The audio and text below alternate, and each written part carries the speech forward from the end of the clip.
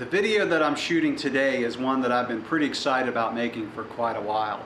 And judging from a lot of the comments that I've gotten on my other bike comparisons, a lot of you guys out there too are wondering, how does a 650B compare to a 29er? A couple years ago I set out on a mission to find out what would be faster for me in my area of riding between a 29er and a 26er. Well, since then, 650B has just exploded on the scene. In fact, Giant has almost declared that in a few years they're not sure if they're going to be making 29ers. So that's a pretty bold claim. So I need to find out how do the two bikes compare. The bike that I'll be riding today is a Giant Anthem 650B. This is the aluminum model. This is the only aluminum Giant that or Anthem 650B that they're making in 2014.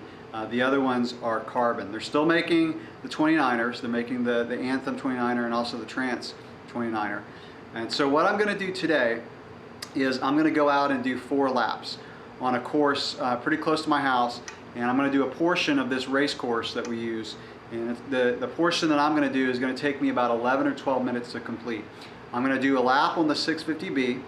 I'm going to do 2 laps on my 29er, and then I'm going to do a 4th lap back on the 650B. I'll wear a GoPro camera for the first 2 laps on each bike, and I'll show just a portion of that, not the whole thing. And then I'll compare the lap times.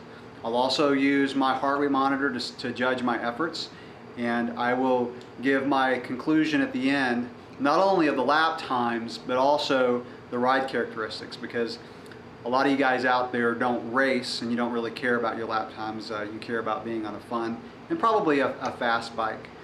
I did ride this bike yesterday. I got it set up, got the saddle and everything dialed in, the geometry, the suspension set up, and the air pressure in the tires. So I have it set up as far as the cockpit and everything, pretty close to my 29er.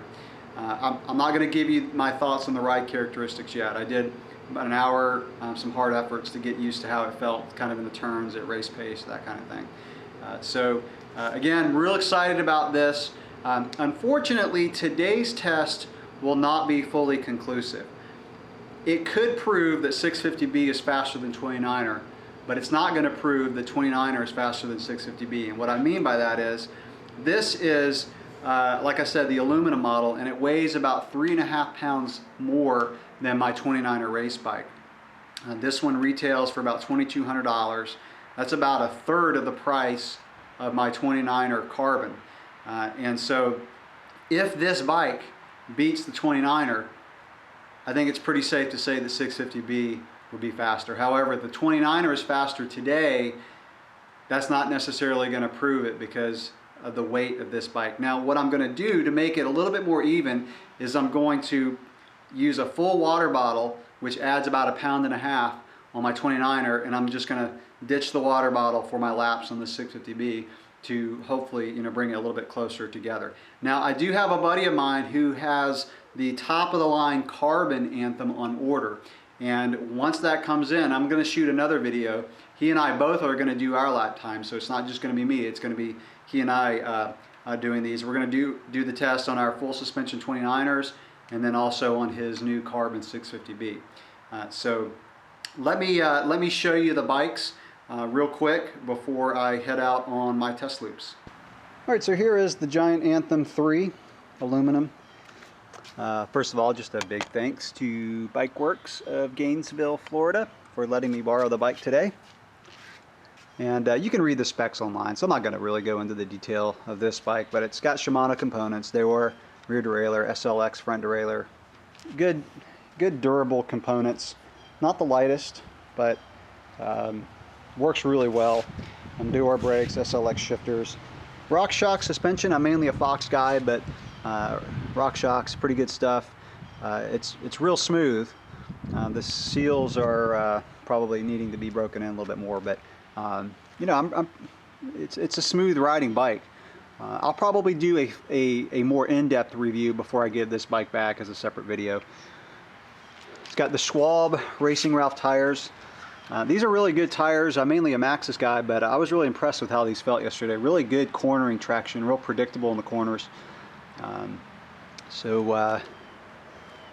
that's just a quick overview of this bike. Here is my Orbea OCCAM 29er, which I absolutely love this bike. I'm not going to go into the details on it. I've done a full review, but just for purposes of this video real quick, it's got SRAM XO components for the pretty much everything except for the front derailleur. Went with an X9, and I also went with Shimano XT brakes because those are my favorite brakes. Fox suspension.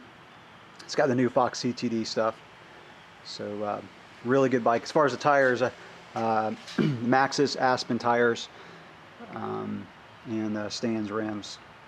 So let me show the weights of these bikes. So the Orbea comes in at 25.1 pounds with pedals. And if I add the water bottle, that's going to bring it up to 26.64 pounds. And the Anthem 650B comes in at 28.5. So a little less than 2 pounds difference between the two if I put the water bottle on the Orbea.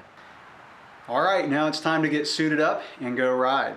Now let me say that my initial hypothesis on this is that I think that the 29er is still going to be a little bit faster than the 650B because of how well it carries speed on straightaways and over roots and rocks. Now I will say that the trails that I ride are extremely tight and twisty. You're cornering all the time. So the question is, will the 650B's shorter chainstays and just more agility make up for the fact that it may not carry momentum quite as well as the 29er? So we'll see. Okay, so lap number 1 is done on the Giant Anthem 650B, and I can assure you I did not hold anything back on that lap. My heart rate was about 180 for most of the times when I looked down at my monitor. So that was a good lap. 650B felt really smooth. It cornered well. I've got some things I'll say about the cornering after I ride the 29er, but a little bit interesting to me actually. The lap time was 10 minutes and 48 seconds, and so I'm going to rest about 10 minutes, ride back home, get the Orbea, and do 2 laps on that one. So here we go. Okay, lap number 2 for the day. First lap on the 29er. That lap was 10 minutes and 44 seconds. So that lap was 4 seconds faster on the 29er. Now, when I do these, typically I slow down a little bit on my next lap. So this that may account for maybe 5-10 seconds for the 29er, and that's why I want to do my next lap again on the 29er and then go back to the 650B and take an average of the 2 different laps on the bikes. So one thing I want to say about the cornering that's pretty interesting is 29ers, your center of gravity relative to the front and rear axle is lower, and I really noticed that, probably more so than I thought I would, going from a 650B to a 29er. You can really notice that going from a 26er, but it was more noticeable on the 29er today, which was kind of surprising. Also in the corners, the 650B takes less effort to initiate a corner. The 29er, you feel like you got to work it a little bit more to get it into the corner.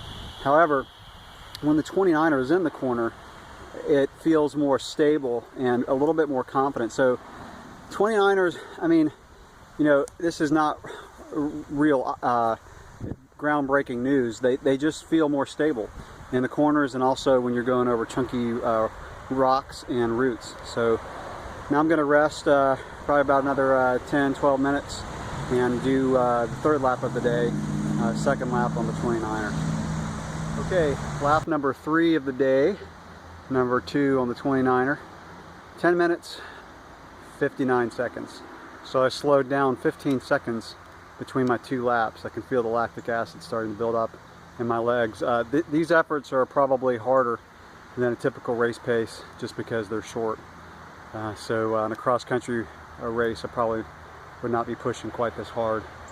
So it looks like preliminary for today's test that the 29er is about 15 seconds faster than the 650B, maybe even 20 seconds. So last lap of the day coming up. I'm gonna ride home, rest for a little bit, and in about 12 minutes or so start my last lap and my second lap on the 650B.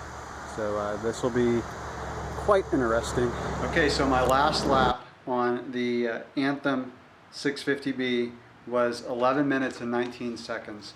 So I slowed down quite a bit my third and fourth lap, with the Orbea being faster on the second lap. I probably would have slowed down a little bit on the second lap. So here are the times. Let me just recap these. So first lap on the Anthem, 10 minutes 48 seconds. Second lap on the Orbea, 10 minutes and 44 seconds. Third lap on the Orbea, 10:59, and fourth lap on the Anthem, 11:19. My average heart rates were 173, 172, 163, and 161. So to average those, the Anthem had an average lap time of 11 minutes and 4 seconds. The Orbea 29er had an average lap time of 10:51. So 13 seconds faster on the Orbea. And the average heart rates were both 167 for both bikes. So the efforts were about the same, and I went faster on the 29er. So like I said in the beginning of the video, unfortunately it's not extremely conclusive evidence yet that a 29er is faster, because I need to use a higher end 650B Anthem, which I will do in a few weeks from now. However, this is Florida that I'm riding in, and the weight of a bike doesn't make that much of a difference. I mentioned with using a full water bottle on the Orbea, the weight differences between the two bikes were about a little under 2 pounds. And I did use, I kept the GoPro strapped to my chest on the third lap on the Orbea, even though I didn't use the camera. And I took it off for the last lap on the Anthem. So that was an additional half a pound. So the weight differences weren't that big of a deal. What probably is the biggest difference is the wheels. The 29er has a higher end wheel set, the Stans Crest 29er wheel set. So that's where the weight savings really makes the biggest difference. So I'm really curious to do this test with, again, a higher end Anthem 650B. Let me wrap it up by talking about the ride characteristics between the two bikes, because like I said in the beginning of the video, a lot of people are going to be curious about the way a 29er rides versus a 650B. The differences really are not that big of a difference. It's definitely, you can feel a bigger difference going from a 26 to a 29 than a 650B to a 29. That's kind of obvious. Cornering, I expected the 650B to really outshine the 29er in the corners. That wasn't the case. What I found was, like I said earlier, I felt like the 650B was just more nimble, easier to throw into a corner. You didn't have to work the bike as much. However, was not as stable. I didn't feel like the traction was as good. I felt like the front wheel could break loose easier on the 650B, whereas the 29er, when you lay it over into a corner, it just grips better and it holds better. So, there's not a clear winner as far as the corners. Now, as far as having an agile and a fun bike, that's going to depend on your preference. The 650B is definitely more agile. The 29er is, the fun factor with the 29er is just the stability of it, being able to fly over roots and rocks. And it does feel like the 29er, there is a difference in how it goes over roots, for example. It feels like it just kind of skips on top of the roots a little bit better than the 650B. But the difference is not that big of a deal. I did feel like when I would go over rougher sections or come up a hill, I felt like the 29er just kept the momentum going. And that, to me, is why my lap times were faster. Just the way it carried the momentum over the roots. Now on the flat straightaways, I feel like you could really wind the 29er up to a good speed and hold it. I felt like the 29er was a little bit faster on the straightaway. So even though today's test didn't bring me to 100% solid evidence that a 29er is going to be faster than a 650B for cross country, I feel like I got a pretty good reference point and some good data. And I like doing these tests on the same day because your conditioning is the same, you feel the same, and the trail conditions are the same. And that can make a big difference from one day to another. If there's more moisture on the trail one day, it's going to be a slower lap time. If there are more leaves on the trail, it could be a slower lap time. So I feel like today's test gave me some pretty good data. Now, as far as my conclusion for wheel sizes, for me right now, and this may change in the future when I test some higher end 650Bs, but for me right now, I would stick with the 29er for cross country, and I mean 4 inches of travel or hardtail. I just feel like 29ers are really good in a variety of conditions. Not only are they fast, but they also, when you go up to the mountains and ride, they get good traction going up hills, and for a cross-country bike, they're pretty stable on the downhills. Now, as far as a trail bike, and by trail bike I mean 5 or 6 inches of travel in the suspension, I would probably go with the 650B, and I'll probably get a 650B for my trail bike. I just like the way they're more agile, and as you add travel, you know, it becomes harder to fit a 29-inch wheel in the frame and keep the chain stays short and have the suspension work around a larger wheel size. You know, I like the agility of them. I like the way that it's bigger than a 26, and it's going to be a little bit more stable and have probably a little bit better traction on the uphills than a 26. So I'll close this video out by showing the side-by-side video with the first 2 laps, and I'll go ahead and put the whole thing on here since it's at the end of the video if you want to watch the whole thing. So thanks for watching.